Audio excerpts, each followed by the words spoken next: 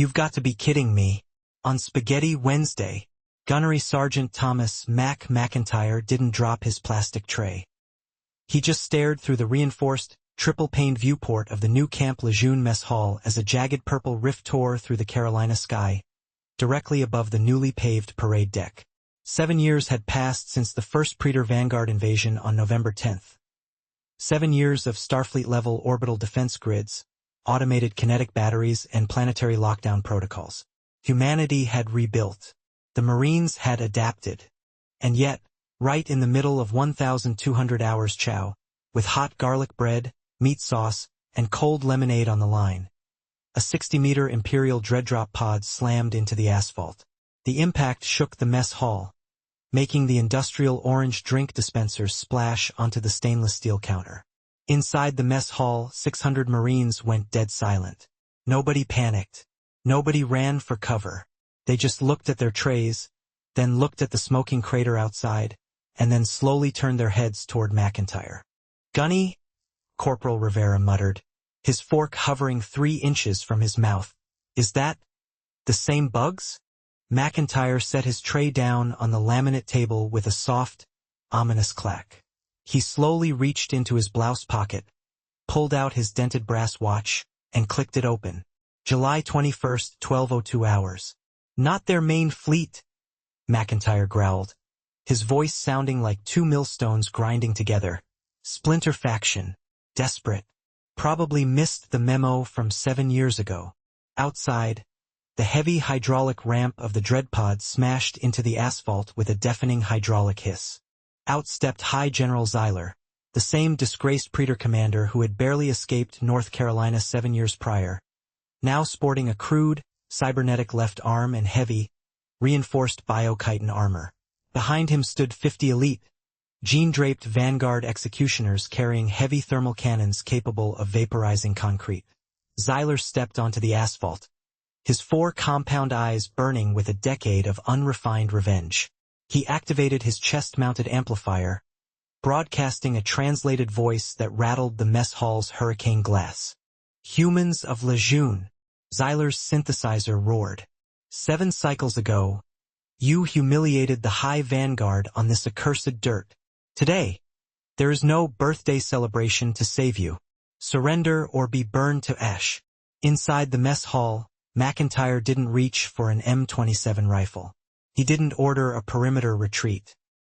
He walked over to the main kitchen doors, kicked them open, and looked at Master Sergeant Cookie Miller, who was currently holding a massive, 40-pound stainless steel ladle dripping with scalding marinara sauce. "Cookie," McIntyre said quietly, "how much meat sauce we got left?" Cookie wiped a bead of sweat from his forehead with a grease-stained towel and narrowed his eyes at the alien ship outside.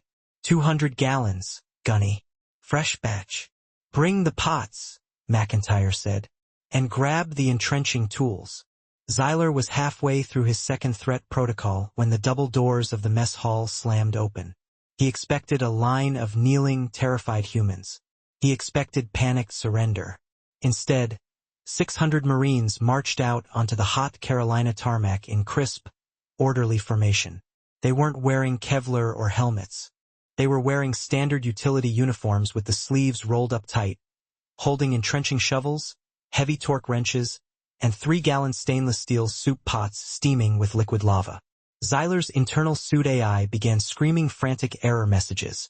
Target units displaying 0 tactical retreat vectors. Cortisol levels. Flat. Biological threat index. Maximum spite. Wait. Zeiler's synthesized voice stuttered as his ocular lenses locked onto McIntyre's smoke-stained face. "You? The biped with the watch." McIntyre stopped 10 paces from the 9-foot cybernetic alien. He didn't yell. He just pointed a grease-stained thumb back at the mess hall. 7 years ago, you ruined the birthday cake," McIntyre said, his voice dropping into a low, terrifying rasp that cut straight through the idling pod engines. "We let 4 of you live so you could tell your boss to leave us alone." Zeiler raised his cybernetic thermal cannon, its barrel glowing bright orange. "I have returned to reclaim my honor, human." "You picked Spaghetti Wednesday, you dumb bug," McIntyre said, Before Xyler could pull the firing trigger, Corporal Rivera stepped in from the flank, swinging a heavy, cast-iron 40-quart stockpot like a sledgehammer. Clang! The heavy steel pot struck Xyler's cybernetic shoulder joint with the force of a wrecking ball, spraying 5 gallons of boiling, 200-degree marinara sauce straight into the alien's unsealed neck seals and ocular sensors. Xyler let out a high-pitched, shrieking roar of pure, unscripted agony as the acidic, boiling sauce melted his suit's neural wiring. My ocular matrices. It burns with the power of 1,000 suns. That's garlic and cayenne, you spaced-out cockroach. Cookie roared from the front line, rushing forward with a 6-foot wooden mixing paddle and thrusting it straight between the legs of a secondary executioner, tripping the 800-pound alien flat onto its back. What followed was not a space-age military engagement. It was a 600-man mess hall brawl executed with absolute, terrifying military efficiency. The Marines didn't use plasma shields or energy weapons. They used 6-foot industrial aluminum baking sheets as riot shields to deflect plasma bolts, driving the vanguard executioners backward into their own airlock. Squad leaders clamped heavy entrenching tools onto the joints of the aliens' cybernetic limbs, prying off high-tech armor plating to dump scalding dishwater directly into the core circuitry. Within 9 minutes, the elite vanguard executioners were piled on top of each other inside the pod's airlock, covered in red sauce, breadcrumbs, and crushed pride. Xyler, his cybernetic arm hanging by a single copper wire, scrambled backward up the drop pod's hydraulic ramp on his hands and knees, his 4 eyes spinning wildly in sheer horror. McIntyre stepped onto the ramp right behind him, holding a heavy steel fire extinguisher over his shoulder. He leaned down, his face inches from Xyler's cracked visor, and slapped a grease-stained paper napkin onto the alien's chest. "Wipe your face," McIntyre growled. "And if you ever come back here during lunch hours again, we won't use the sauce. We'll use the chili mac." Xyler didn't wait for his secondary squad to board. He slammed the emergency lift button with his good claw, launching the dreadpod straight back into the cold void of space before the Carolina police could even dispatch a cruiser.